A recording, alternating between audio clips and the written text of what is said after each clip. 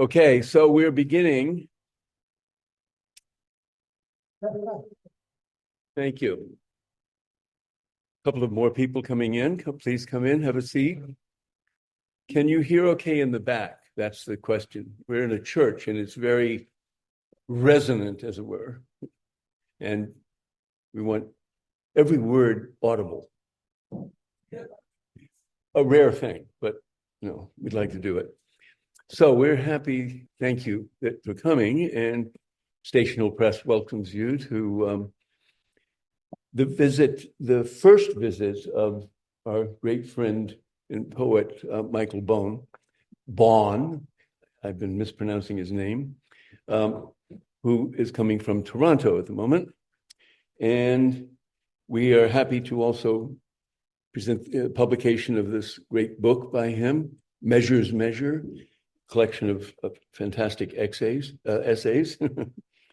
And Michael is the author of 10 books of poetry, and many of us first knew him as first the editor of the profound and great collection HD book by Robert Duncan, co-editor of that one, and then as the co-editor of Dispatches from the Poetry Wars online for many years, which was a very important location online for me. They prompted me to write and publish some of the things that I like best that I was able to do. So I'm very grateful. And we're happy to have Michael here today. We're enjoying his presence already, and I will turn this over to Michael. Thank you, Jim.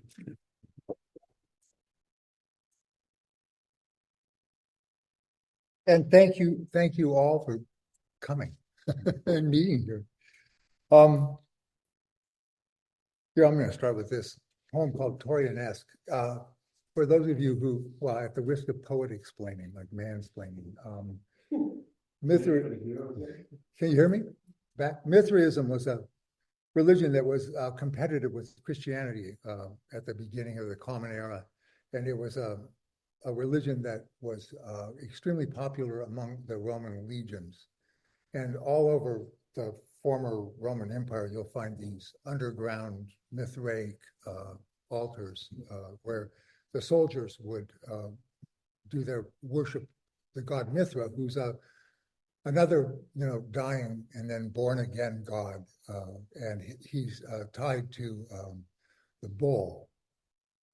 And part of the ritual of the early Mithraic religion was the sacrifice of the bull and the soaking of the ground in the bull's blood as a fertility, as a sacred event, a mingling of blood and ground. So this is called Torianesque. 1, incarnate bullshit. Wow, who'd ever have thought Jesus would find a way into these ragged lines, given 65 years of ignoring all that claptrap Sunday school bullshit, though the name of the bull might have made a difference. Apis or Marduk, the bull of heaven, or even the one that got Mary in Maximus 4, 5, 6. Then bullshit has the ring of fecund preparations, and who knows Jesus's connection to bulls, the cave at Luchderg, a sudden reminder how little remains of old intimacies with gods, or in that case, God.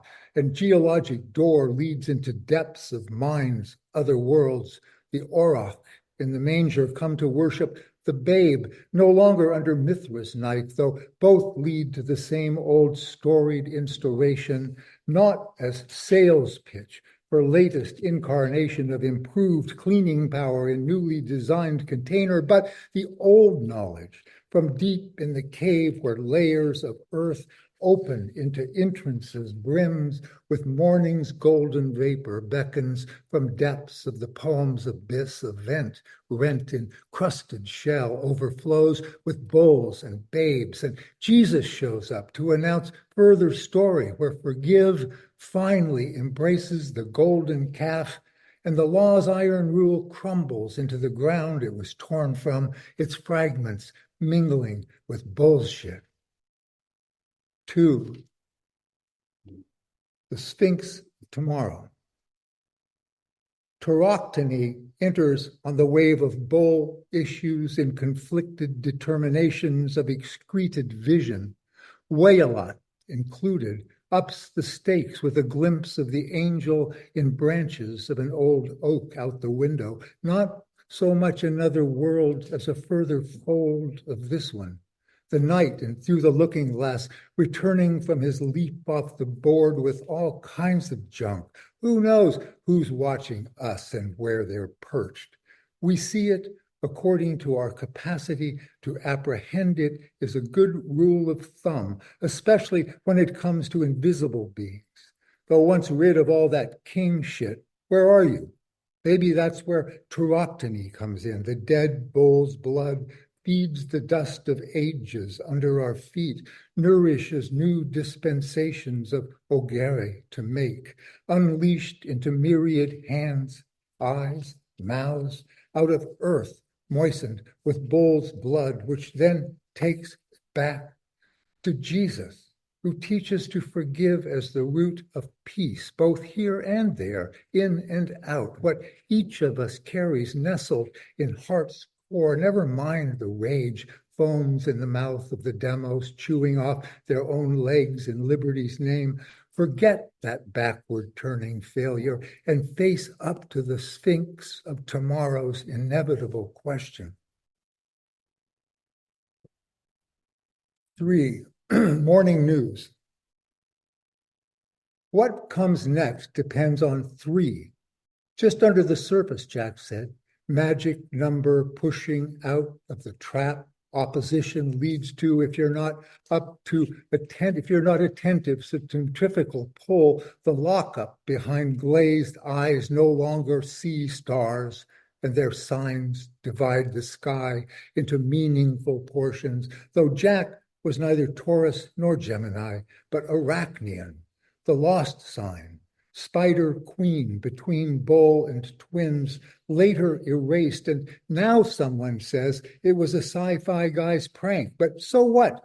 When uncertainty or lack of authoritative attribution is exactly the point, undermines the thought I runs this show. Does it matter? Having let Spider in her round dance and the labyrinth that comes with it, no one can deny her son his place at the center of the party, bull-headed, born of the moon, Asterian. Sirius, some say, offering honey, wine, light, combined earthlight and starlight, beast and man, reminder, remainder, promise. In Olson's poem, The Bull Wins, not knowing the human he gored against stone, tore into pieces and scattered over the field, activated the event, split the world open, soaked in Mary's blood, turning the tables toward a new dispensation of non-central authorities. An origin opens into time's mystery, seed each bears waiting to be known, to flower out of blood-drenched earth, torn flesh, cleaned white bone, bearing the morning news.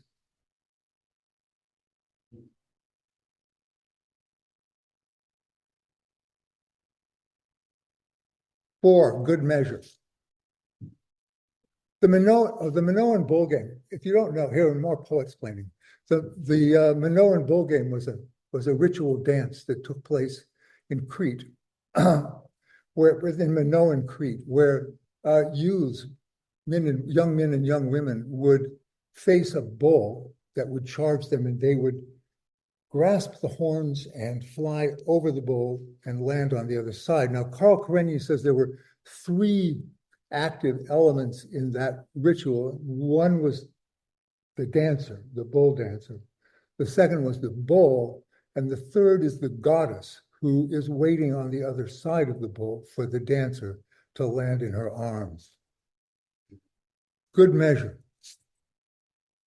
The Minoan bull game levels somatic fields, temporal encoded grace opposed, movement woven in movement's leap. Game bull body, one gesture, an offering to time, or whatever you want to call this moment of barren boughs etched against heaven's cold blue vault, a phrase of exquisite yearning the leap cleaves to, faithful in its soar over whose opposite, who calls, the bowl now reeks of heaven, and a world engorged with God's stuff, uncentered release into the soar of meat, though not to rule out meat, which holds it all to Minoan measure, here being the sum, the thought of Zoe brings to the field of poppies, Narcissus, Clematis she wandered through before he dragged her down the meadow near Enna, or the Nicaean plain, Attica, or Irenaeus, always a place close to hand, incarnate, being a word like Ayako, out of the dust cloud raised by myriad feet on the road to the mystery, same dust to dust she rules, dark queen joins heaven and earth and underworld in a dance of beatitudes through radiance of the firelight, mother, mater, meter, measure. 5. Coda. From a Mithraic catechism in Papyrus Babylonensis 21:196. He will say, where? Is he at a loss there? Say, night. He will say, where? Say, all things. Are you called? Say, because of the summer. Have you become he, it has the fiery ones? Did you receive? Say, in a pit. He will say, where is your, in the Leontodon? He will say, will you gird? Death. He will say, why? Having girded yourself. This has 4 tassels, very sharp and much. He will say of the hot and cold. He will say red linen. He will say, why? Say red border. The linen, however, has been wrapped. Say the Savior's. He will say, who is the parent? Say the one who begets everything. He will say, how did you become a Leo? He will say, by the will of the father, mother, say, drink and food, he will say in the 7.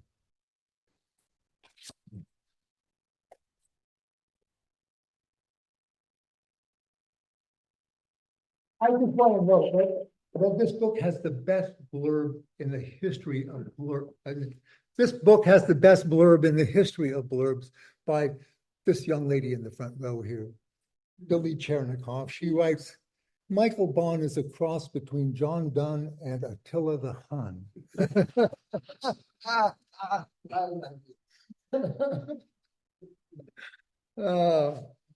So this is newer stuff.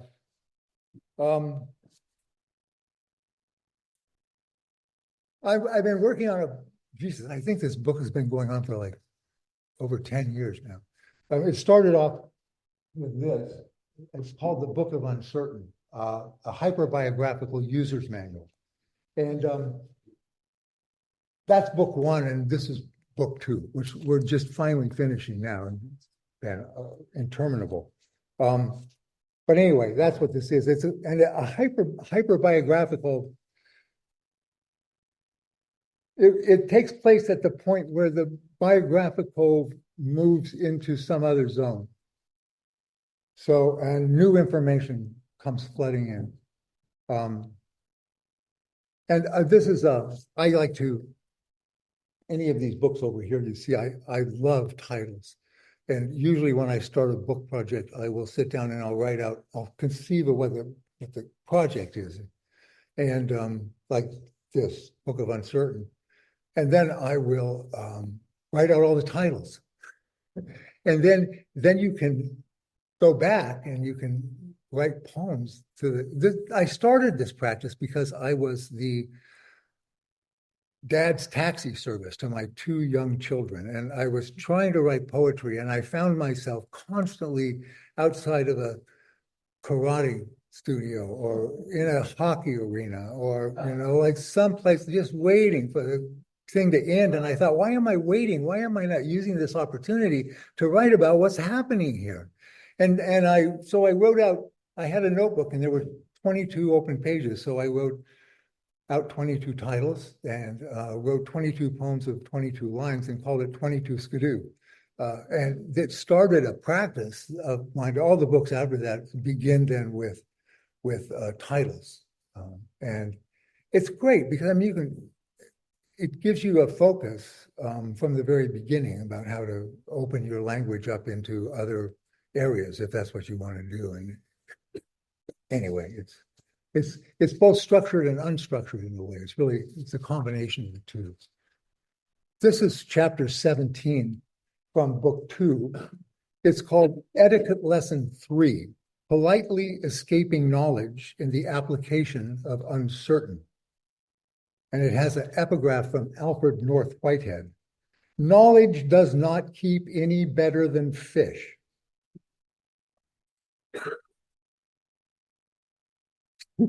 He nailed it. Eh?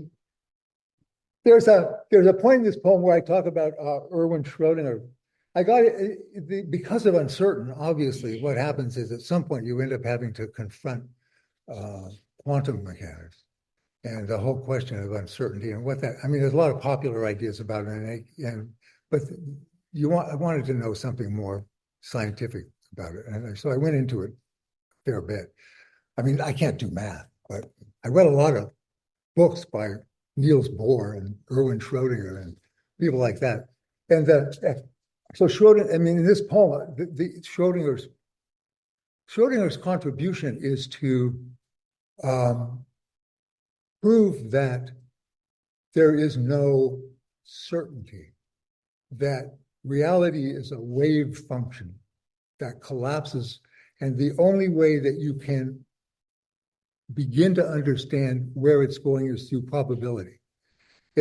Probability is not causation, and that's what freaked out Einstein. Einstein was like, "No, we can't do God doesn't throw dice." Well, maybe she does. We don't know. Well, we do know that causality at that level doesn't work. It just doesn't work. And Schrödinger's thought experiment to deal with it had to do with a box and a cat in the box and a radioactive element that is about to maybe kill the cat if you open the box and not. And his argument was that the cat's both alive and dead until the box is opened, and the probability wave then collapses into one state or the other. But you can't predict with certainty what's going to happen. You can't. So, and then there's also some mention of Max Planck.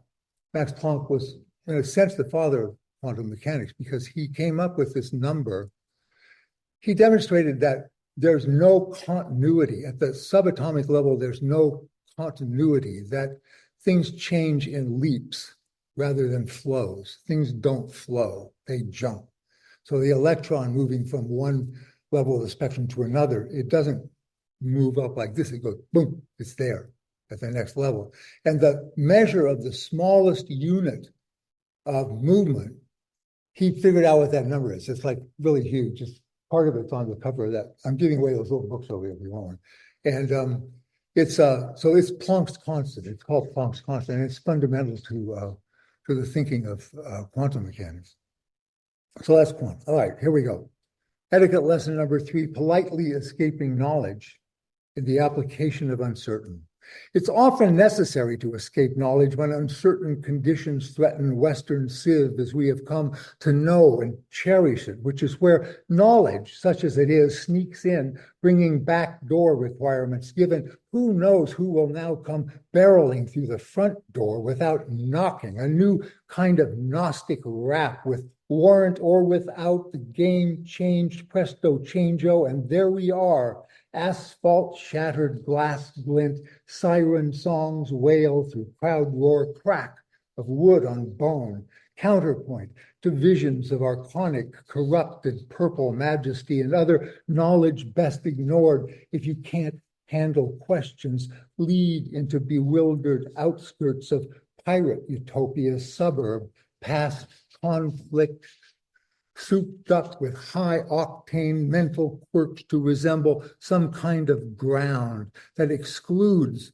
noumena lodged in mountains, springs, trees, lakes, all in the name of knowledge apparatuses. Foregone subject funnel leaves Sirius B at no further's mercy. A visual impairment certain leaves in the wake of adding up collateral collected on promise of the real deal, while Sirius B, not to mention C, open portals beyond or within theories of contamination to include original eruptions of strange content continues to signal alternate routes through insatiable time's elusive coherence. Having lost the way as par for some course slips in and out of this vibratory frequency, now here and now here, where here populates immaculate intersections with immediate black holes provide the key to understand the universe, if not for all that pesky math, which, unlike these words, lacks sufficient confusion coefficient to qualify a world of historic crack-up's current universal truth meltdown, never more sexy than in the mouths of random wannabe tyrants flattened through P.T. Barnum's philosophical insights into birth statistics. Confectionery temporal scattering follows close on self-evident truths no longer held with the same warmth given Thomas Jefferson's no doubt communist agenda, now seen in certain circles to offer far too much liberty and shit like that to people who haven't earned it, since instead of working at decent God-fearing jobs like the rest of America, they were slaves. So they didn't even have to worry about getting laid off or fired or some commie trying to organize a union. You'd think they'd get over it. The road disappears and fog rises off the bay. Cold air's kiss leaves connections beyond the pale appearance moonlight insists on, if only to soften otherwise dour speculation on new status and needs end of others' operational approval deemed necessary once. Though ensuing freedom stall leaves vacancy-filled streets with despair, as if this matters, as if a skittering gun across poems' asphalt or color-coded passage through the doom door extends beyond home's old hunger for your soul, unredeemed morphogenetic memory, entangled spell in spite of sonal weave and crystal measure. That lattice or matrix recalls Schrodinger's contribution, slicing higher dimensional phase space at a point above reality's stony lock, reveals starlight coagulated in each leaf's life. The light woven into this flesh leaves what weaves and is woven jammed up against Planck's little number, as inexplicable as, say, life, whose elementary fact rivals any mystery you'd care to face. Even Schrodinger's statistics bequeath uncertain as face to face with a bear, in which case Planck may have little to offer, no pun intended, when the choice resembles a list on a distant faded flyer called What to Do in Case of Encounter. Though you could measure the distance to the top of the tree in Planck length units, not that that would make much difference, what with the hot, rank breath on your ass. But statistically speaking, it's all up for grabs till Schrodinger's wave breaks, a concept difficult for mind to hold, and not just because it has no hands and it's a wave, but the beat also woven, the bear also woven starlight, focuses a certain singular attention, tends to dispel fog, and even roads if they're found to slow your ascent up the tree.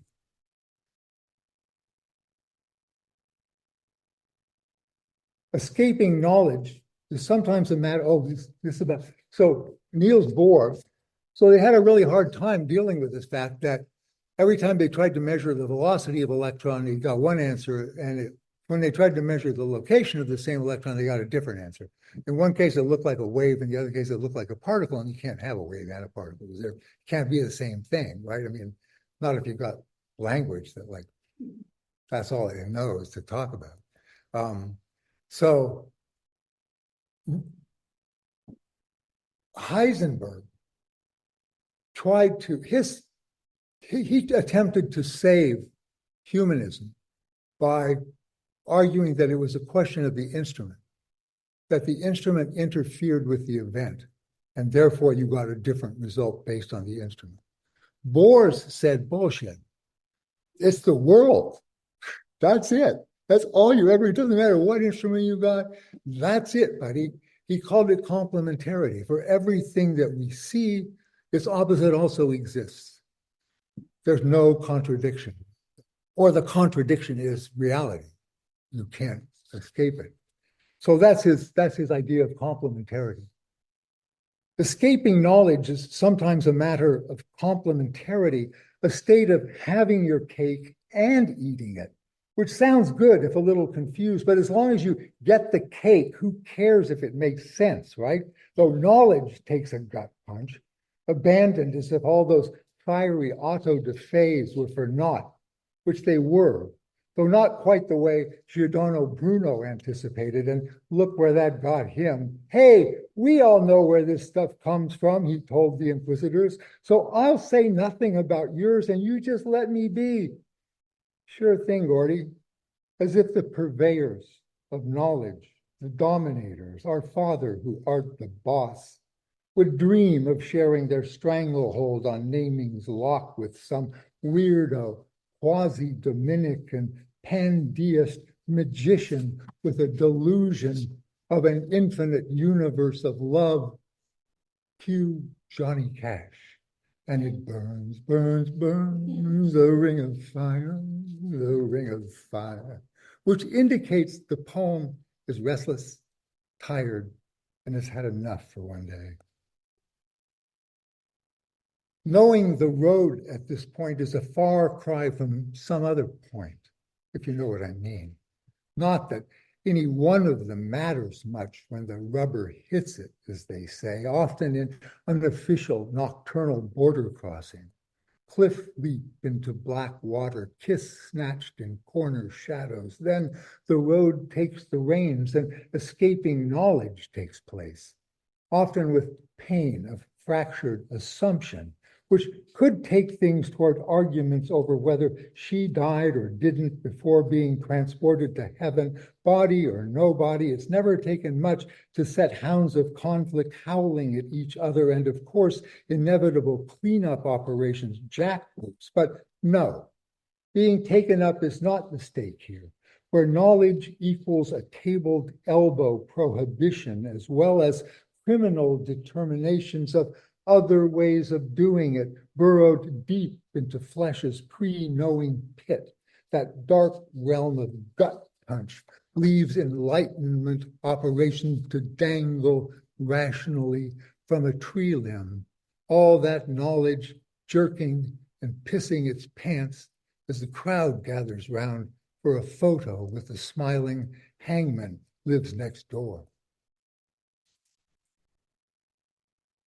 Speak to me as opening no longer has a leg to stand on when it's all closed down. Whitehead's bifurcation oozing through soul worlds stumps it. Body pulls mind, pulls body into allegorical contortions, much admired in grand halls where living dogs were cut open to extract data, had nothing to do with dog's pain or its enduring love.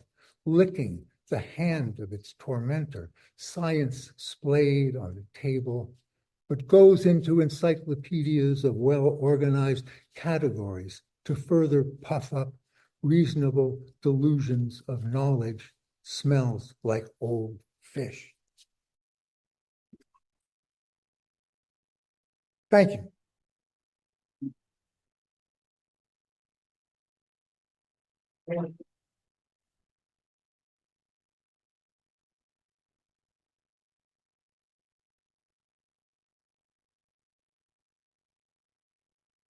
Well,